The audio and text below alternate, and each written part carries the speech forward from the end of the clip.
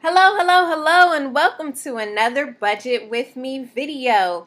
In this video, I'll be preparing my budget for paycheck number 2, which is my supplemental paycheck.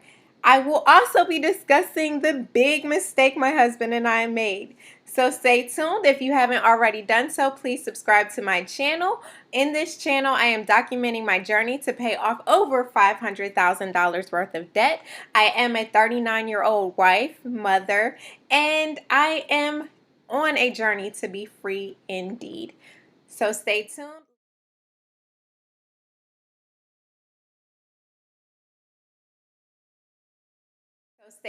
Let's get right into this budget. So this budget is for July 31st. And I get paid twice a month from this company. I do not get paid on a set day. So I can't say, oh, I'm going to get paid on the 15th or the 30th, or I'm going to get paid the second and the fourth Friday. It's kind of like always around those days. So they decided to pay me on the 31st for this month. It is a bit inconvenient for me because I have everything scheduled to come out on Fridays. So I had to make some adjustments with this paycheck.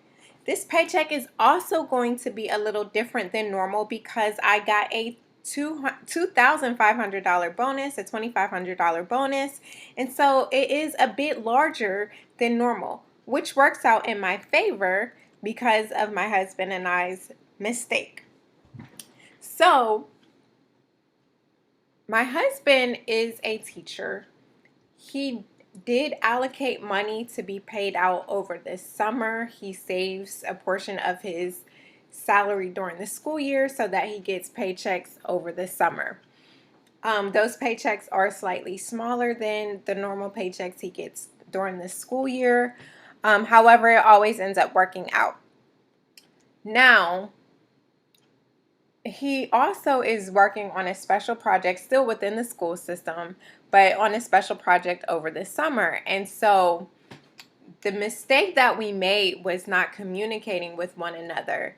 I typically do these budgets on my own. My husband isn't really involved. He used to be a long time ago, earlier in our marriage, but now he's kind of like, just do what you do. And so I did not communicate with him about the budget. He did not communicate with me about the fact that he was not going to be getting paid from this project that he's working on this week. So in the budget, I put away, and it's not a large amount, it's not a life-changing amount that he would have been getting paid from this budget, but I did put away money to be, to come in from his project into our budget, and that is not the case. That amount's going to be zero.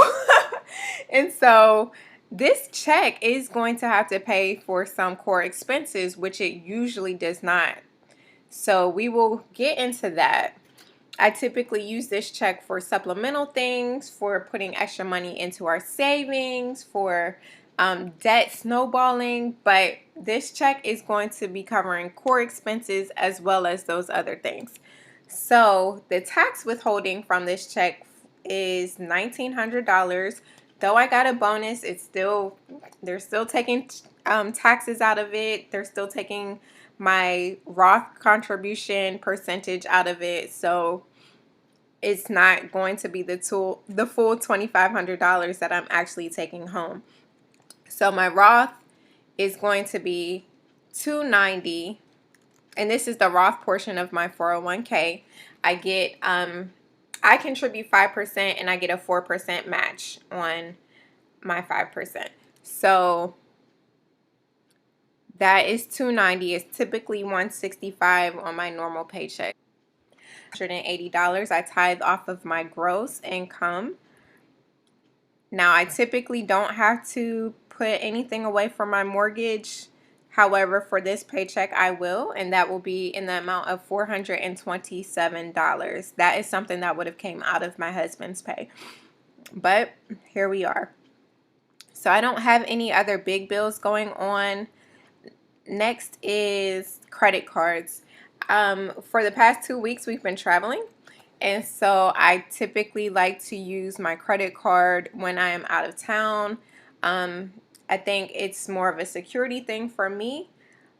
I have been a victim of identity theft in the past, and so it's easier to get a expense disputed with a credit card company than it is with a debit card company. You can absolutely use your well, not with a debit card company, but with money that is coming out of your checking account. You can absolutely dispute fraud, whether it's on the debit card side or credit card side, but there are rules in place with credit card companies that just make it a little bit easier. So I like to use my credit card when we travel. I am paying it off immediately. I will not incur any interest on what we have spent. Next is my student loans. I pay $341 every week. I typically have that come out on Fridays. However, that will not come out until the 31st. So it'll be a few days later than usual, but still able to make that payment. Next is the co-signed loan. I co-signed on a student loan for a family member, and that person is not paying on it. So that payment is $150, and I do that twice per month for a total of $300 that goes to that. But out of this check, it'll just be the $150. Now we get to my utility bills. I have I set aside $12 for my water bill. That bill I pay quarterly. I just set aside money every week for it though, so that by the time I receive the bill, the money is already allocated. Next, we have my water line. I pay $9. Well, I set aside $9 per week. I pay that bill once every year. They typically send me a bill around December, I believe. And so I pay that once per year. We live in a new development, and I never knew that you had to actually pay for the water pipes that come into the development if you are the first owners. So there we are. I have to pay $9. And that is actually technically a debt. However, I'm not paying that off in advance. I don't look at it as a debt because if I ever decide to move, the next owner will need to pay for that water line and not me.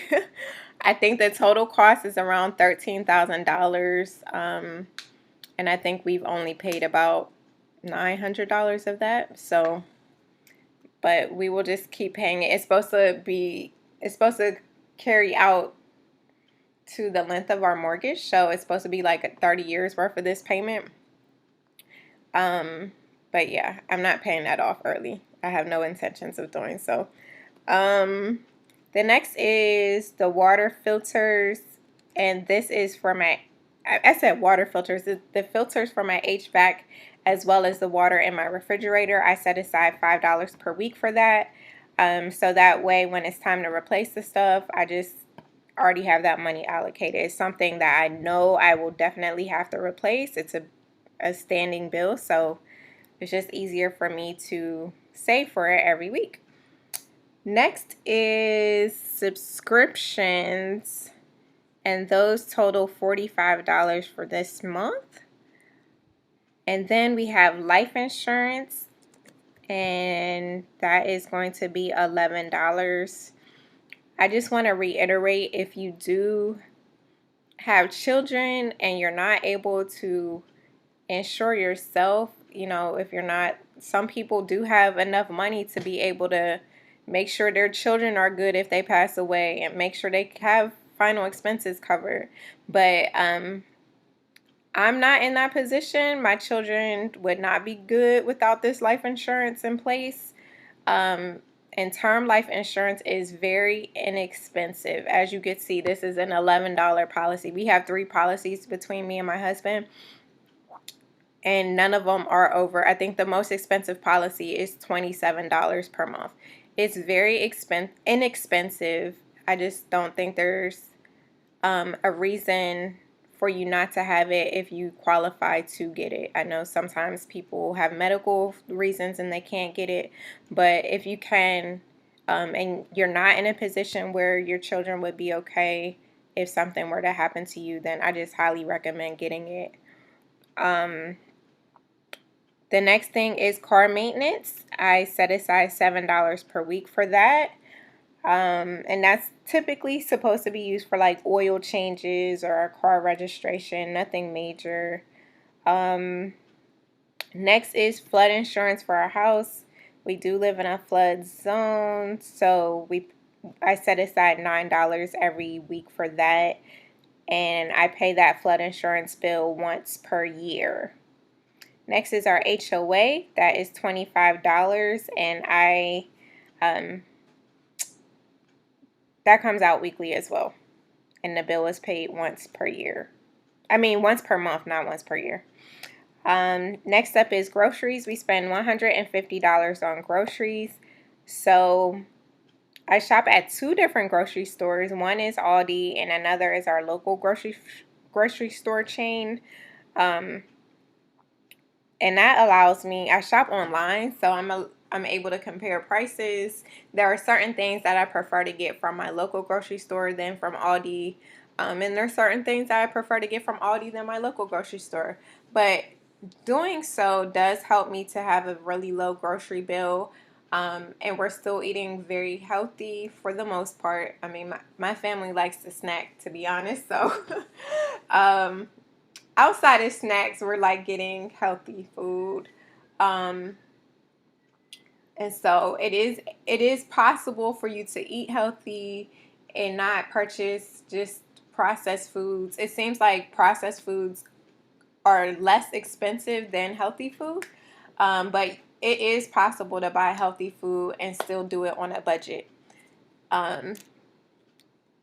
So I do plan to do a grocery haul video at some point. I'm still out of town, to be honest with you. So once I get back to my house, I will do a grocery haul video and show you what that looks like. Next is dining out. Every Friday we have movie night, and we either pick up pizza or some type of other food. So that's $25 per week that we do that. But if things change financially, like, that is probably one of the first things to go, because that is a little mini luxury that isn't necessary. Next is gas. I allocate $75 per week for gas. Neither one of us are commuting right now, so we probably won't even use that $75, but I like to have it there just in case. Next is gifts. We allocate $30 per week for gifts, and that is for birthday gifts, Christmas gifts, stuff like that. Next is the kids' activities. We allocate $15 for that. So when a sports thing comes up or something like that, we're just able to take that money right out of their activity fund and not have to worry about anything. Next is their birthday funds. We allocate $10 per week for that. So this is just what I do. I ask my kids 3 months in advance what they want to do for their birthday. And so they'll tell me what they want to do, and we just use that money.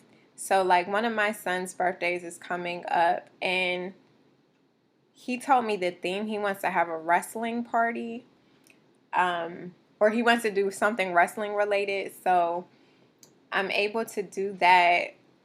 We'll be able to have his party at our house. So I'm probably not even going to spend how much I've put aside for him. It comes out to be $300 per child.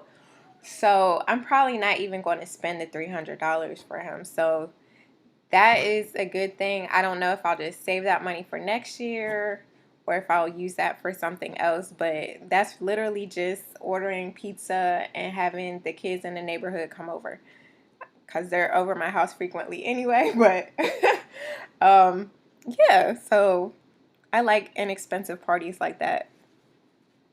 Next up is my husband's 40th.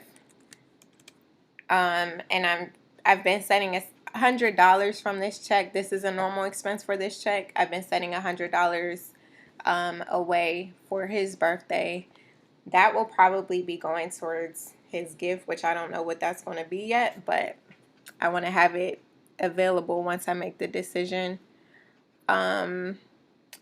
Next up, I do need to set it. I do have a hair appointment coming up. I'm going to set aside $30 for that. I'm only going to the hairdresser every 8 weeks. Once again, that's kind of a luxury. So if something were to happen to my income, and the reality is something will happen to my income at some point, I'm not going to be working 2 jobs forever. And also one of the jobs has been doing layoffs on a very regular basis. So if I do get laid off, my income is going to change, and hair will be one of the things that I take out of my budget because I can do my hair myself. I'm just going through a transition with my hair, so I've been trying to go to the hairdresser so that my hair is in health. I have not even been getting it styled. I've just been having her do like healthy hair maintenance type things. But that is something that will go if it needs to. Next is savings. So emergency fund is going to be $722. And what I've been telling myself, not even telling myself, just being led to do, is to start saving more. Just because of the state of our world, the state of the economy. As a believer, I've just been hearing different prophecies and just wanting to be prepared for the future. So I am going to start saving a little bit more than usual. So I'm going to save $722 for my emergency fund. And then next up is going to be, I'm going to hop around here. Next up, we're going to put vacation. We just got invited to another international wedding. It'll be next year. It is a family member, so we are going to go. And I'm going to just put $80 away from that. One of my son's 529s gets $115 will be coming out for that. So that is something that would typically come out of our normal paychecks, but it will have to come out of this one for now. And then we have $387 remaining. This is a zero-based budget, and so I'm going to put all of that onto my debt snowball, which will be going to my unsubsidized portion of my student loans. If you haven't been watching my debt update videos, go ahead and watch the latest one. I am in the 4 digits for that portion of the student loan, so I'm really excited about that. My goal is to have it paid off by the end of the year. So every little bit helps to be able to put on that. So that is the end of this budgeting video. I think the big takeaway for you as well as for me is to, if you are married, make sure you are communicating with your spouse about what's going on with your money so that you're on the same page. I will be able to recoup some of this money at a later date once my husband does get paid from this project that he's working on. And when I do, I'll be putting all of that money on my my debt snowball. That was my intention with the extra bonus that I received. However, obviously I can't do that this week.